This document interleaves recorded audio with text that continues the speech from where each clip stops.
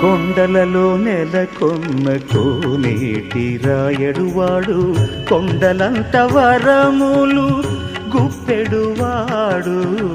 కొండలలో నెలకొన్న కోనేటి రాయడువాడు, కొండలంత వరములు గుప్పెడువాడు.